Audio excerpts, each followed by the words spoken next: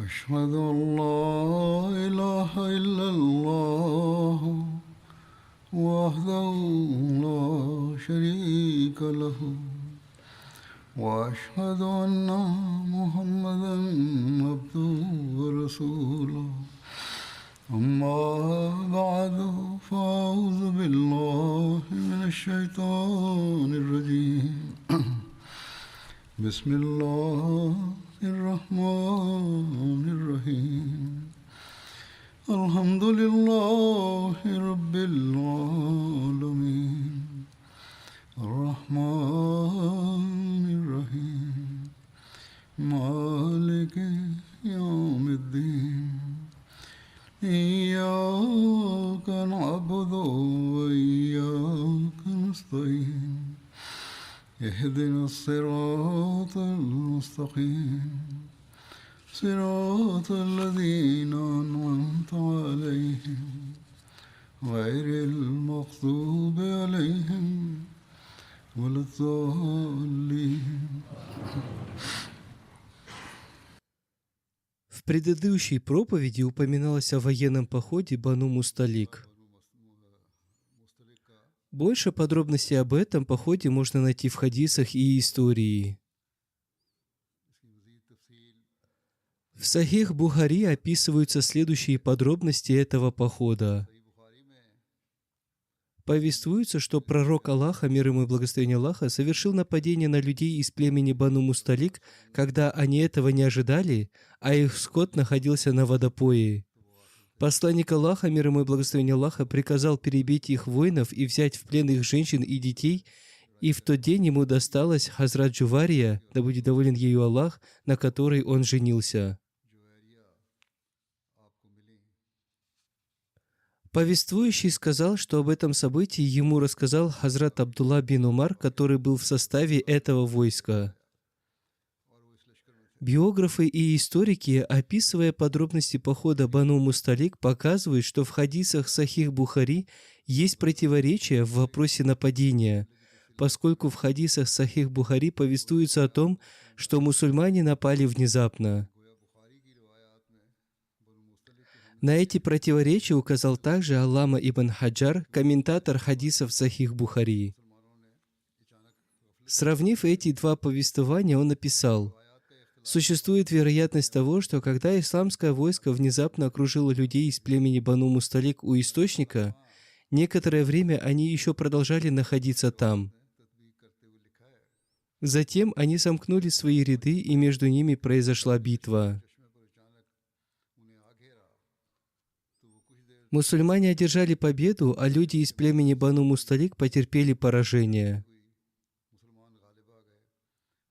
Согласно повествованию в хадисах Бухари, когда началась первая атака, Бану Мусталик пребывали в состоянии небрежности, но затем они сомкнули свои ряды, и согласно повествованиям других биографов, между ними и мусульманами началось сражение. Хазрат Мирза Башир Ахмад в своей книге «Жизнеописание печати пророков», сравнивая то, что написано у биографов в хадисах Сахих Бухари, написал: в Сахих Бухари есть повествование об этом походе, в котором рассказывается о том, что посланник Аллаха, мир ему и благословение Аллаха, напал на людей из племени Бану Мусталик в то время, когда они не ожидали этого и поили свой скот. Однако, если поразмышлять, то это повествование не противоречит рассказам историков.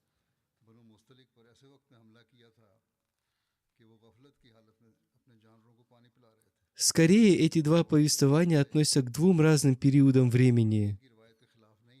То есть, когда мусульманское войско подошло очень близко к племени Бану Мусталик, в то время, поскольку они не знали, что мусульмане подошли так близко, хотя они точно знали, что мусульманское войско вот-вот прибудет, они все еще чувствовали себя комфортно и пребывали в состоянии неорганизованности.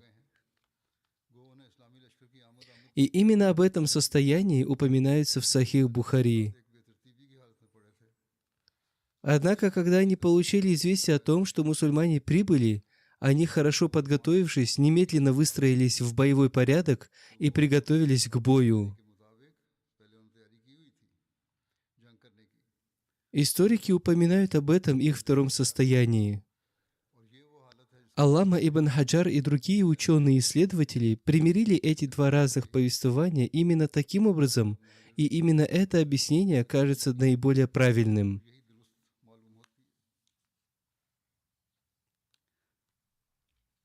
В этом походе мученическую смерть обрел сподвижник Хазрат Хишам ибн Сабаба.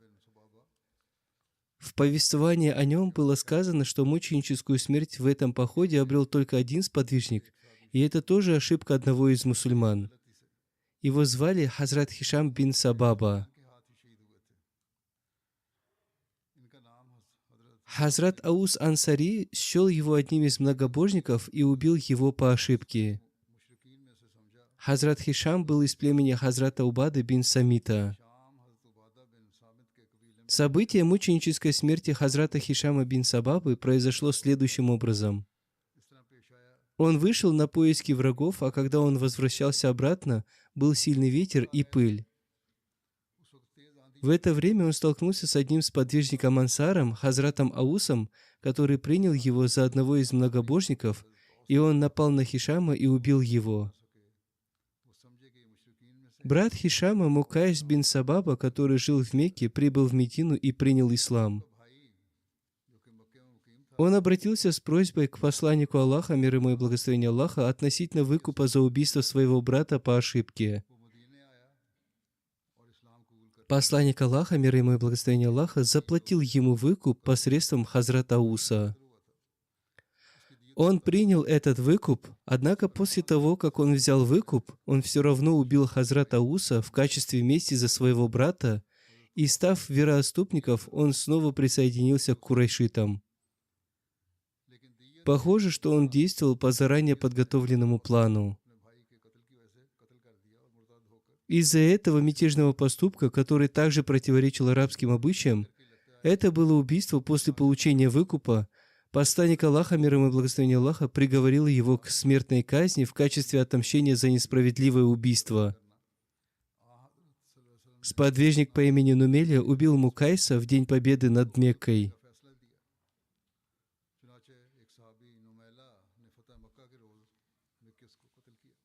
Также упоминается о поддержке мусульман ангелами во время этого похода. Мать верующих, Хазрат Джувария, да будет доволен ею Аллах, повествует: посланник Аллаха, мир ему и благословение Аллаха, пришел к нам, когда мы остановились в местности Мурайси. Я услышала слова своего отца о том, что прибыло такое большое войско, что мы не сможем противостоять ему. Я сама видела столько людей, оружия и лошадей, что не могу даже описать это. Когда я приняла ислам, и посланник Аллаха, мир ему и благословение Аллаха, женился на мне, мы вернулись обратно, и я увидела мусульман. Мне показалось, что их количество было не таким большим, как во время похода. И тогда я узнала, что причиной этого преувеличения был страх пред Всевышним Аллахом, который он внушил в сердца многобожников. Мужчина из племени Бану Мусталик, позднее принявший ислам, повествует о том, что они видели белых людей верхом на черных и белых конях, которых они не видели ни раньше, ни позже.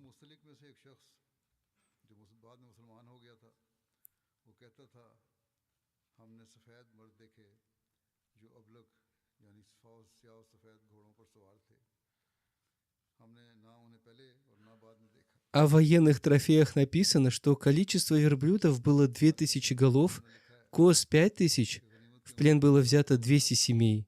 Некоторые историки написали, что количество пленных было более 700.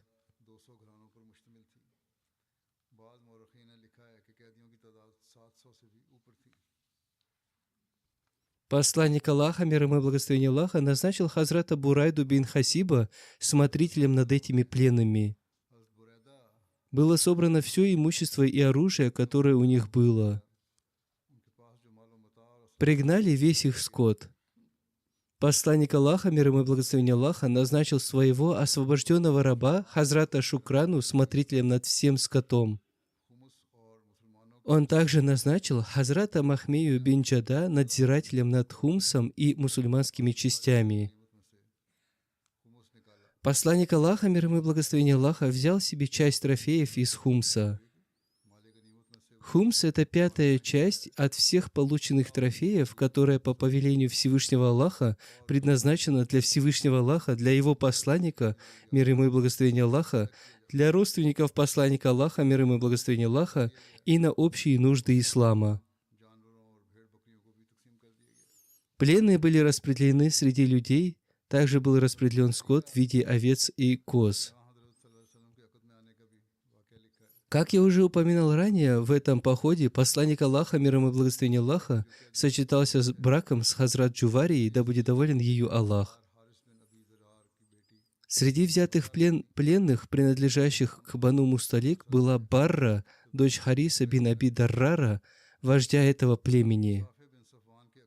Посланник Аллаха, мир ему и благословение Аллаха, поменял ей имя и назвал ее Джуварией. Ранее она была замужем за Мусафом бин Саффаном, который умер во время похода Мурайсии. Согласно обычаю, эти пленные были разделены между воинами-мусульманами, и в соответствии с этим разделением Барра бинт Харис была передана под опеку Сабита бин Кайсры. Чтобы обеспечить себе свободу, она заключила соглашение мукатабата. Это означает, что раб или рабыня договариваются со своим хозяином о том, что он или она будут освобождены после того, как заплатят определенную сумму с Сабитом бин Кайсрой, и что если она заплатит определенную сумму, фиксированная сумма составила 9 унций золота, что равно 360 дирхемам, в качестве выкупа, она будет освобождена. После этого соглашения Барра предстала пред посланником Аллаха, мир ему и благословение Аллаха, и рассказала ему всю историю. Она сказала посланнику Аллаха, мир ему и благословение Аллаха, что она дочь вождя племени Бану Мусталик, и она попросила его помочь ему заплатить эту сумму выкупа. Посланник Аллаха, мир ему и благословение Аллаха, был глубоко тронут ее историей. Возможно, думая о том, что поскольку она была дочерью вождя известного племени, и благодаря родству с ней проповедовать этому племени станет легче, посланник Аллаха, мир ему и благословение Аллаха, решил освободить ее и жениться на ней. Таким образом, посланник Аллаха, мир ему и благословение Аллаха, сам сделал ей предложение и с ее согласия заплатил за нее выкуп и женился на ней. Когда сподвижники увидели, что их господин удостоил чести вождя племени Бану Мусталик, женившись на его дочери, они сочли неуважением по отношению к посланнику Аллаха, мир ему и благословение Аллаха, держать его родственников в плену. Таким образом, 100 семей, то есть сотни пленников, были немедленно освобождены без выкупа. Именно по этой причине Хазрат Айша, да будет доволен ею Аллах, сказала, что Джувария оказалась безмерно благословенной для своего народа. В результате такого отношения и доброжелательного обращения люди из племени Бану Мусталик очень быстро попали под влияние учения ислама и вошли в круг его последователей. Есть еще одно повествование относительно Хазрат Джуварии. Ее отец, Хазрат Харис, пришел к посланнику Аллаха, мир ему и благословение Аллаха, заплатил выкуп за нее, освободил ее и затем сам принял ислам. После этого был заключен брак его дочери с посланником Аллаха, мир ему и благословение Аллаха. В Сират ибн Хишама об этом повествуется следующее. Когда пророк вернулся в Медину после битвы с Бану Мусталик, отец Хазрат Джуварии, Харис ибн Абу Зирар, приехал к посланнику Аллаха, мир ему и благословение Аллаха, чтобы выкупить свою дочь. Когда он находился в долине Аль-Акик, осматривая верблюдов, которых он вел, чтобы отдать в качестве выкупа, ему захотелось оставить 2 из них. Он спрятал их в одном из ущелий Аль-Акика. После этого он пришел к посланнику Аллаха, мир ему и благословение Аллаха, и сказал: «О Мухаммад, ты взял в плен мою дочь. Вот выкуп за нее». Посланник Аллаха, мир ему и благословение Аллаха, спросил его: «А где же те 2 верблюда, которых ты спрятал в Аль-Акике в таком-то ущелье?» Тогда Харис произнес: «Я свидетельствую, что нет никого достойного поклонения, кроме Аллаха, и ты, Мухаммад, посланник Аллаха». Затем он сказал: «Клянусь Аллахом, что именно Он сообщил тебе об этом, поскольку в то время со мной не было никого, кроме этих верблюдов». Так Харис принял ислам, и вместе с ним ислам приняли 2 его сына и люди из его племени.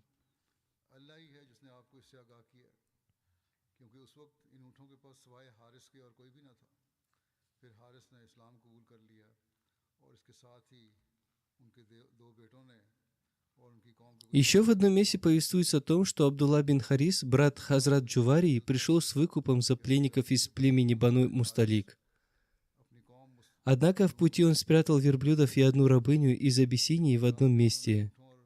Затем он пришел к посланнику Аллаха, мир ему и благословение Аллаха, и стал говорить с ним о выкупе пленников из племени Бану Мусталик.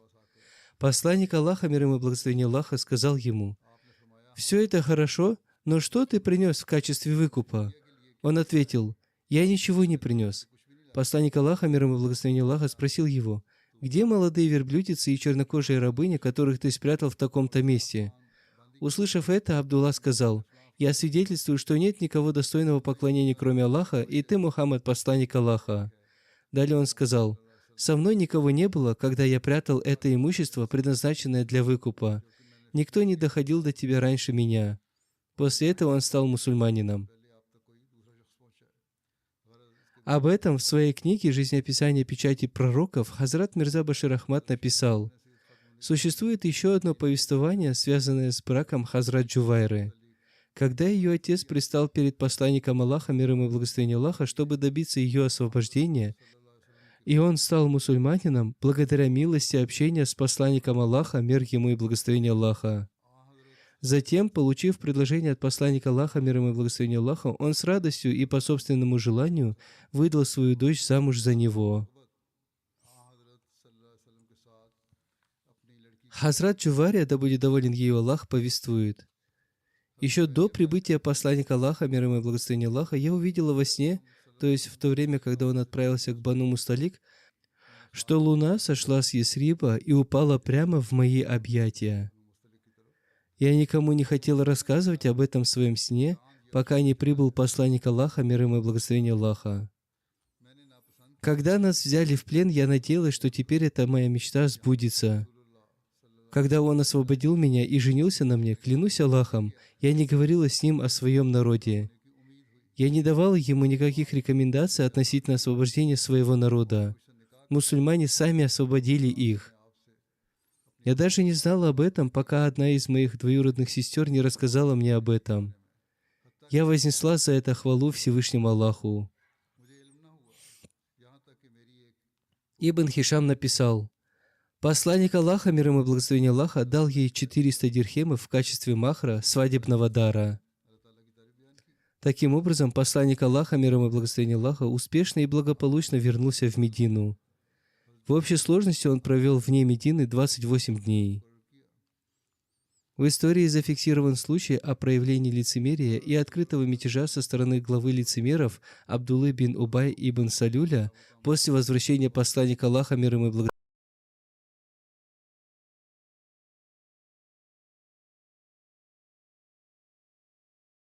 Бану Мусталик мусульмане все еще находились возле колодца Мурайси, в котором было очень мало воды. Когда из него черпали воду, ведро оказывалось наполненным только наполовину. В это время к этому колодцу подошел Синан бин Вибар Джахни. Он был союзником племени Бану Хазрач. У колодца стояла группа мухаджиров и ансаров. Синан бин Вибар Джахни бросил в этот колодец ведро.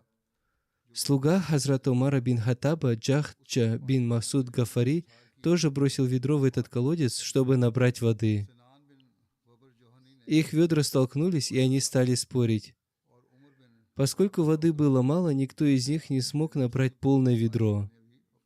Джахча ударил Синана, и у него потекла кровь. Синан позвал на помощь ансаров, а Джахча позвал мухаджиров. В одном из других повествований говорится о том, что он позвал на помощь курайшитов. Таким образом, две группы людей из этих двух племен обнажили свое оружие, и уже было близко к тому, что произойдет крупная смута. Посланник Аллаха, мир ему и благословение Аллаха, был немедленно проинформирован об этом, и он положил конец этому конфликту. Как бы то ни было, есть подробное повествование об этом. Согласно одному из хадисов Сахих Бухари, причина этого конфликта состояла в том, что один из мухаджиров пнул ногой в спину одного из ансаров. После этого этот ансар позвал на помощь своих.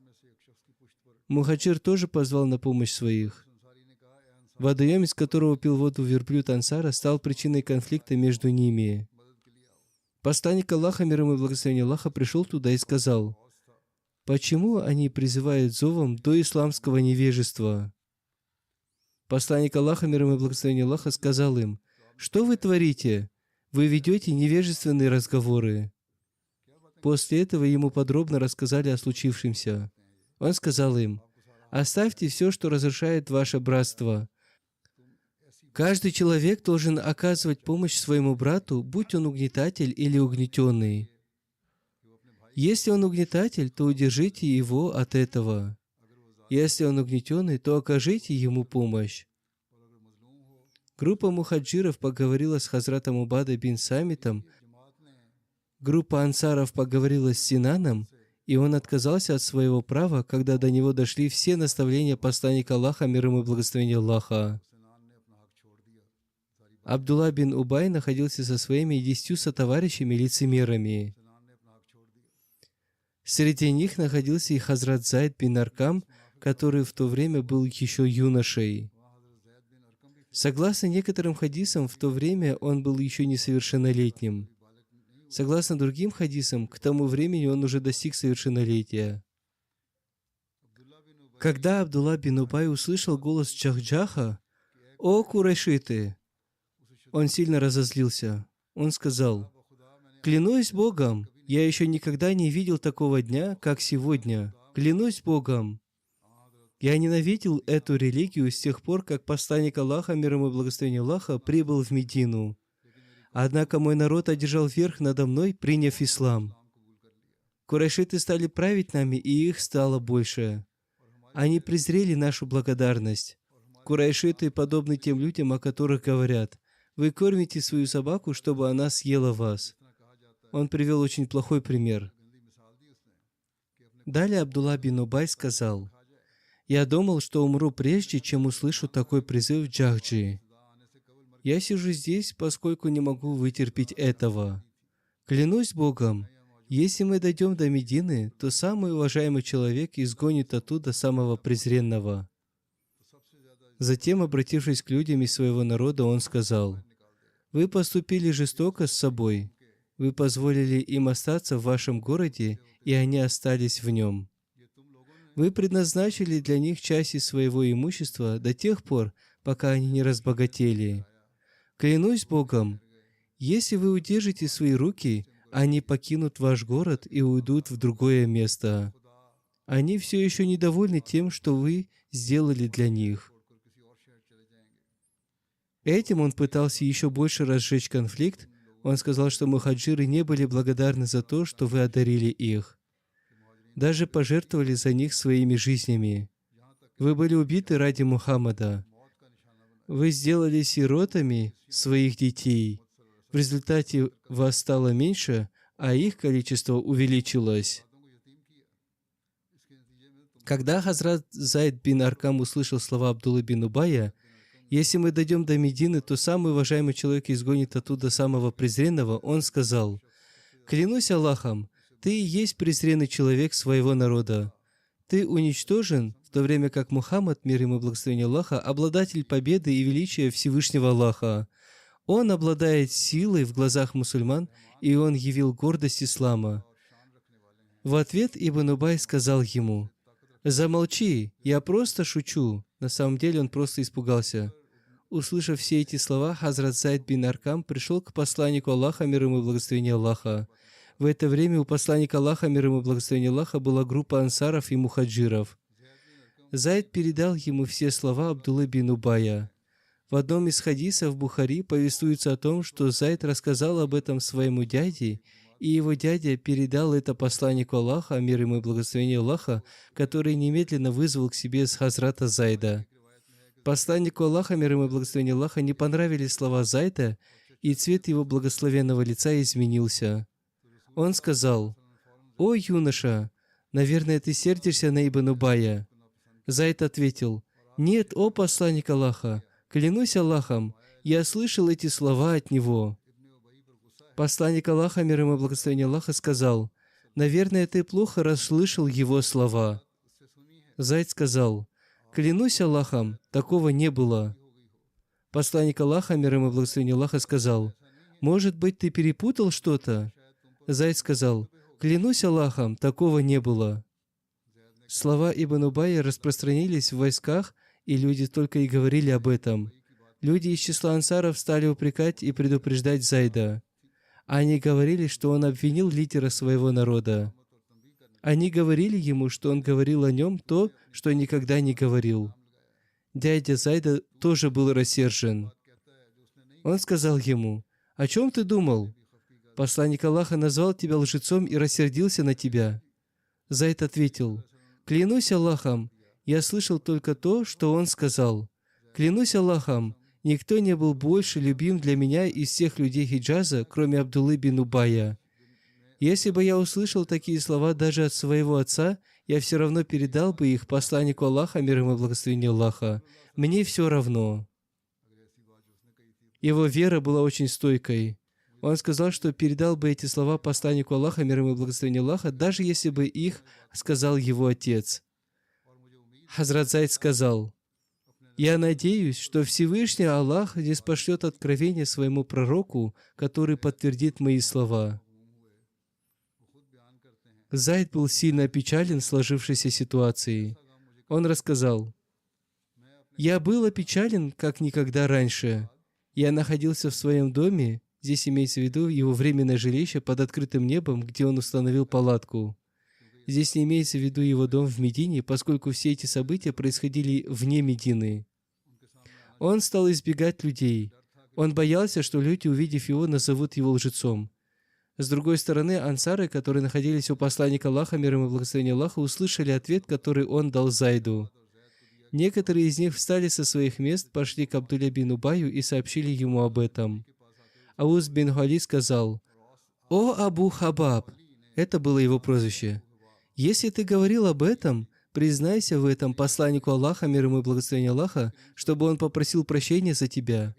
Не отрицай этого, пусть не случится так, чтобы относительно тебя снизошло какое-то откровение, которое опровергнет твои слова. Если ты этого не говорил, то иди к посланнику Аллаха, мир ему и благословение Аллаха, и оправдайся перед ним. Поклянись Богом, что ты не говорил этого». Таким образом, он поклялся Богом, что он не говорил такого. После этого Абдулла бин Убай пошел к посланнику Аллаха, мир ему и благословение Аллаха, который сказал ему: «Покайся, если ты говорил об этом». Однако он стал клясться, что не говорил того, о чем говорил Зайд. Еще в одном повествовании передают, что когда Абдулла бин Убай узнал об этом, он лично пошел к посланнику Аллаха, мир ему и благословение Аллаха, и, поклявшись Богом, сказал: «Я не говорил о том, о чем говорит Зайд». Еще в одном повествовании передают, что посланник Аллаха, мир ему и благословение Аллаха, вызвал к себе Абдуллу бин Убая вместе с его сотоварищами. Он поклялся Богом, что ничего подобного не говорил. Находившиеся при пророке Аллаха, мир ему и благословение Аллаха, сподвижники из числа ансаров говорили: «О посланник Аллаха, может быть, этот мальчик напутал и не помнил и не запомнил то, что говорил этот человек, выгораживая и защищая Ибн Убая, поскольку он уважаем и имеет высокий статус в своем народе». Некоторые люди подумали, что Зайд говорил правду. Другие относились к нему с подозрением. Некоторые поверили Зайду. Они считали, что если даже он молод, то все равно он говорит правду. Как бы ни было, большинство людей старшего возраста считали, что он ошибался. Хазрат Умар бин Хаттаб повествует: «Когда после произошедшего события с Абдуллой бин Убаем я пришел к посланнику Аллаха, мир ему и благословение Аллаха, он сидел в тени дерева, и один чернокожий раб массировал ему спину. Я спросил: «О посланник Аллаха, наверное, у вас болит спина?» Посланник Аллаха, мир ему и благословение Аллаха, ответил: «Прошлой ночью я упал с верблюда». По его словам, после этих слов он перешел к главной теме своего разговора. Он сказал: «Если посланник Аллаха позволит мне, то я убью Абдуллу бин Убая». Посланник Аллаха, мир ему и благословение Аллаха, ответил: «Если я прикажу сподвижникам убить его, они убьют его. Однако многим людям в Медине от этого будет неприятно». Я сказал: «О посланник Аллаха, прикажите Мухаммаду бин Масламе убить его». Посланник Аллаха, мир ему и благословение Аллаха, ответил: «Люди не должны говорить, что я убиваю своих последователей». Тогда я сказал: «Прикажите людям уйти». Посланник Аллаха, мир ему и благословение Аллаха, ответил: «Хорошо». Еще в одном месте упоминается о том, что посланник Аллаха, мир ему и благословение Аллаха, повелел Хазрату Умару объявить о продолжении похода. Однако это было такое время дня, когда посланник Аллаха, мир ему и благословение Аллаха, не отправлялся в поездку. Посланник Аллаха, мир ему и благословение Аллаха, был убежден в том, что Абдулла бин Убай говорил так, и поэтому с целью его проверки он сказал: «Если он говорил, что самый уважаемый прогонит самого презренного, то давайте отправимся в Медину и посмотрим, что он там сможет сделать». Одним словом, в связи с этим Хазрат Умар сказал: «Я объявил людям об уходе». В это время было очень жарко. По своей привычке посланник Аллаха, мир ему и благословение Аллаха, всегда отправлялся в поездку в прохладное время дня. Однако он отправился в путь сразу, когда пришла весть об Ибн Убайе. Первым человеком, которого он встретил на своем пути, был Саад бин Убада. Некоторые говорили, что он встретил Усейда бин Хузейра. Когда посланник Аллаха, мир ему и благословение Аллаха, двинулся в путь, его встретил Усайд бин Хузейр, который поприветствовал его, как полагается приветствовать пророка Аллаха, мир ему и благословение Аллаха, и сказал: «О пророк Аллаха, ты двинулся в путь в неурочный час. Никогда раньше ты не начинал свой путь в такую жару». Посланник Аллаха, мир ему и благословение Аллаха, ответил ему: «Разве ты не знаешь, что сказал ваш приятель?» Усайд спросил: «Какой приятель, о посланник Аллаха?»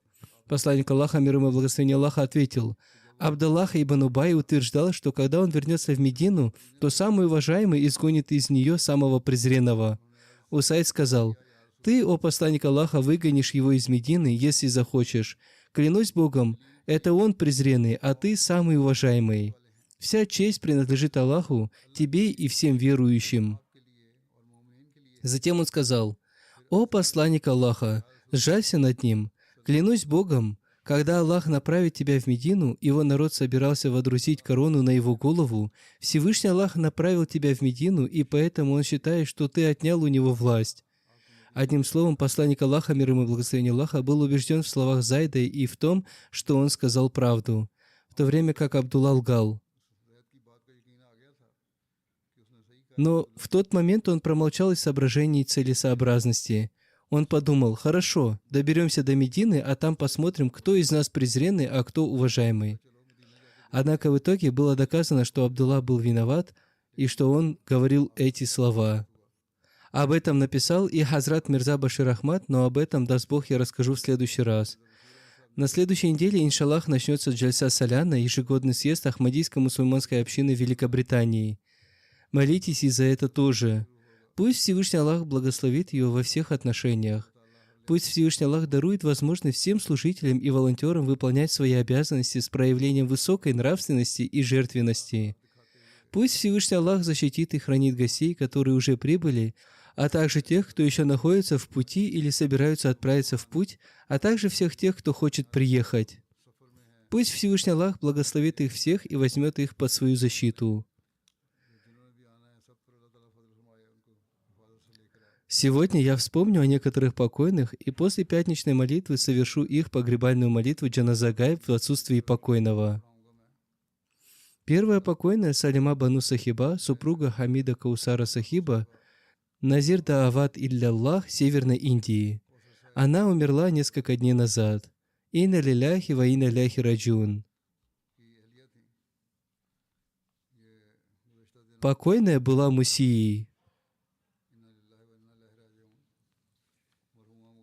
Мухаммад Хамид Каусар Сахиб пишет: «Покойна была дочерью ныне покойного Абдул-Гани Сахиба из Гадарви, Джамму, Кашмир, который принес баят, обет верности в 1935 году посредством Маульви Мухаммада Хусейна. До раздела страны он каждый год приходил в Кадьян пешком через горную и снежную местность, чтобы принять участие в Джальсе Саляна. Некоторую часть пути он проходил пешком и некоторую часть верхом на лошади.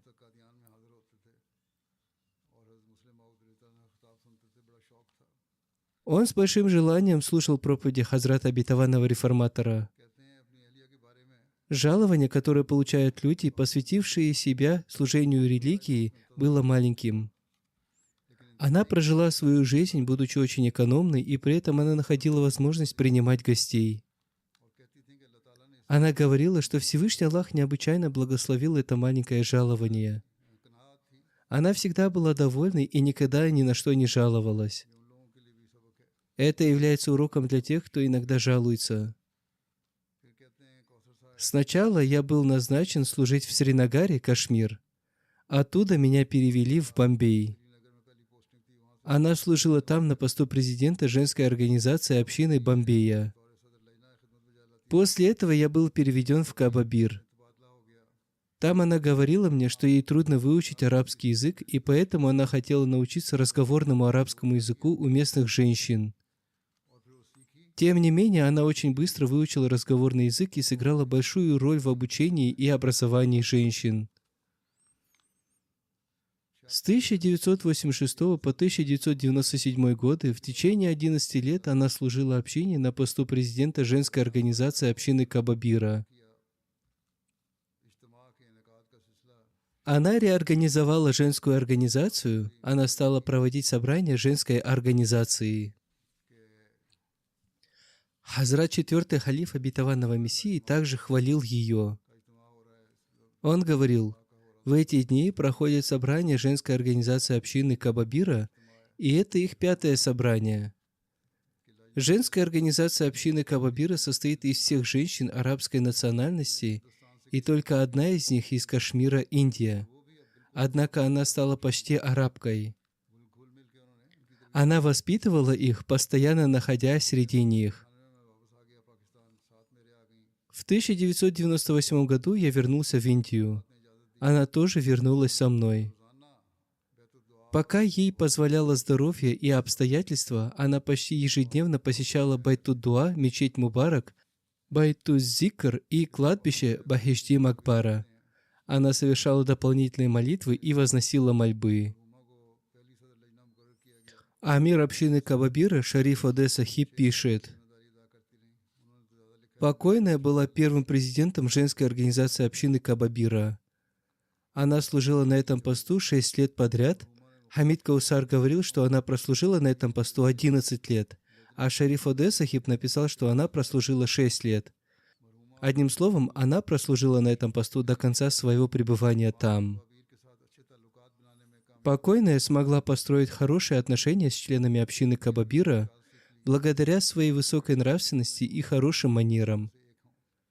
Она очень быстро выучила разговорный арабский язык и ассимилировалась среди сыновей и дочерей общины, словно она всегда была одной из них. В течение последних 25 лет до самой своей кончины, после возвращения в Кадиан, она поддерживала связь с женщинами общины Кабабира. Когда она жила в Кабабире, она всегда заботилась о гостях Хазрата обетованного Мессии, мир ему. Гостеприимство было особой чертой ее нравственности. Она также уделяла особое внимание чистоте миссионерского центра. Она оставила дочь и 2 сыновей. Одного из ее сыновей зовут Аттауль Маджид Мубашир Каусар. Он служит в МТА Аль-Арабия здесь, в Лондоне. Ее дочь Бушра Каусар живет в Голландии. Она замужем за доктором Эманом Оде. Она занимает там пост национального секретаря по служению народу женской организации общины Голландии. Ее младший сын Шариф Каусар служит на посту заместителя президента молодежной организации общины Кадьяна. Он служит миссионером. Он также занимает дополнительную должность заведующего отдела аудио и видео. Пусть Всевышний Аллах простит и смилуется над ней. Пусть Всевышний Аллах продолжит ее благие деяния в ее потомках. Следующий покойный — Нуруль Хак Масхар Сахиб. Он был родом из Лахора. Он был отцом Рагиба Зия Уль-Хака, миссионера общины Танзании. Он умер несколько дней назад, инна лилляхи ва инна иляйхи раджиун. По милости Аллаха он был муси. Рагиб Зия Уль-Хак пишет: Ахмадият вошел в нашу семью посредством моего деда Мунши Мухаммад Дин Сахиба, который в 1905 году вместе со своим дядей прибыл в Кадьян с намерением принести баят, обет верности. Однако ему не удалось это сделать. Он уже хотел принести баят, но в общине объявили о том, что Хазрат обетованный Мессия мир ему плохо себя чувствует, и поэтому в этот день он не стал принимать баяты. Ему также посчастливилось совершать намаз за Хазратом обетованным Мессией мир ему. После этого он вернулся обратно и принес баят на руке Хазрата первого халифа обетованного Мессии. В 1974 году покойный арендовал жилье. Противники сожгли его дом, и все, что было у него в доме, сгорело. В то время никто не хотел предоставить ему убежище. Спустя некоторое время один из мусульман Ахмади предоставил ему убежище, и он прожил в этом маленьком доме с великим терпением и благодарностью. Он никогда ни на что не жаловался и никогда не говорил, что все его имущество сожжено. Через некоторое время Всевышний Аллах одарил его возможностью построить собственный дом. Он всегда говорил, что это награда Всевышнего Аллаха ему за те жертвы, которые он принес в 1974 году. В 1974 году он стоял на защите мечети в Моголпуре. В то время Ахмади напали на мечеть и ударили его по голове железным прутом. Он был ранен, и шрам от этой раны остался у него на голове на всю жизнь. Я видел, как мой отец всегда рыдал во время совершения молитвы Тагаджуд. Он всегда организовывал совершение намаза, поскольку его дом был центром для совершения намаза. Он регулярно возглавлял пятикратную молитву. Он оставлял свою семью молиться и читать священный Коран. Однажды один мулла из местной мечети в своей речи сказал, что у мусульман Ахмади другой Коран и что они совершают намаз по-другому. В это время в этой мечети находился наш сосед. Он встал со своего места и сказал: «Маульви Сахиб, вы говорите неправду, потому что на нашей улице есть только один дом, где можно послушать чтение священного Корана. Это дом Нуруль-Хак Сахиба. Он читает тот же самый Коран, который читаем мы». В настоящее время страх перед муллами настолько велик, что никто не может сказать такие слова. Он был известен в своем квартале как очень нежный и добрый человек. Во время его последней болезни даже ярые неахмади из числа противников приходили к нему для того, чтобы узнать о состоянии его здоровья. Он был очень щедрым человеком, помогающим бедным. Он всегда отправлял продукты питания нуждающимся, никому не сообщая об этом. Он оставил одного сына и 3 дочерей.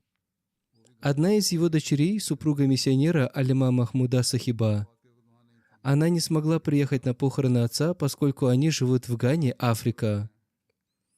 Его сын Рагиб Зия-уль-Хак служит миссионером в Танзании. Он тоже не смог принять участие в погребальной молитве своего отца по причине служения. Пусть Всевышний Аллах просит и смилуется над покойным. Пусть Всевышний Аллах дарует его детям терпение и стойкость. Следующая покойная Аматуль Хафиз Никхат Сахиба, супруга ныне покойного Мухаммада Шахфи Сахиба из Рабвы. Она умерла несколько дней назад, инна лиляхи ва инна иляйхи раджиун. Покойная была мусией. Она была тещей Мубарака Танвир Сахиба, миссионера общины Германии. Ее дочь Аматуль Джамиль Газала служит на посту заместителя президента женской организации общины Германии.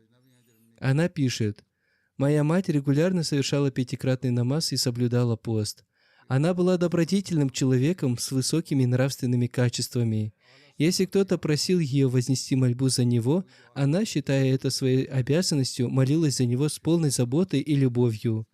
Она была предана институту Ахмадийского халифата и учила этому своих детей. Она принимала активное участие в программах общины.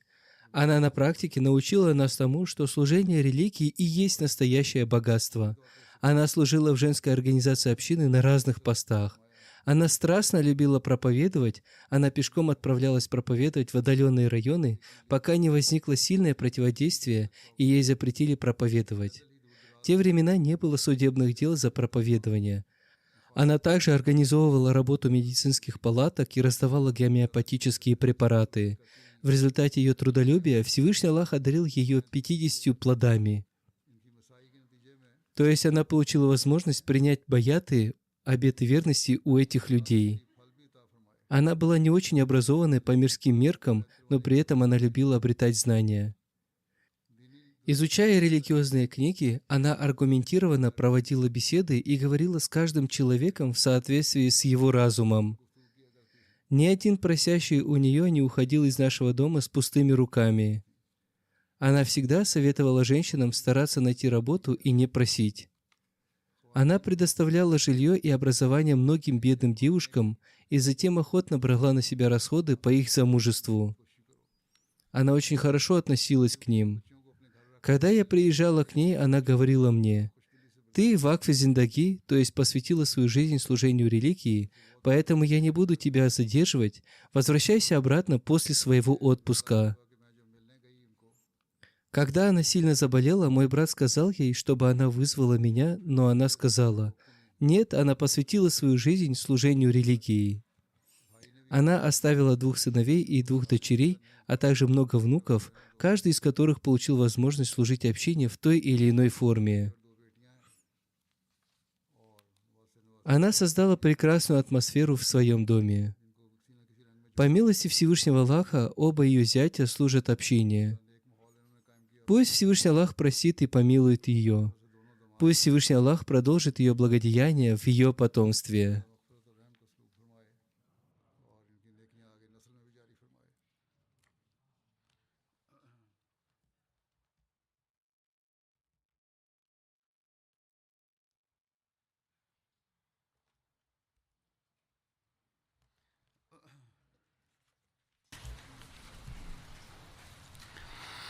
الحمد لله الحمد لله نحمده ونستعينه ونستغفره ونؤمن به ونتوكل عليه ونعوذ بالله من شرور أنفسنا ومن سيئات أعمالنا من يهده الله فلا مضل له ومن يضلله فلا هادي له ونشهد أن لا إله إلا الله ونشهد أن محمدا عبده ورسوله عباد الله رحمكم الله إن الله يأمر بالعدل والإحسان وإيتاء ذي القربى وينهى عن الفحشاء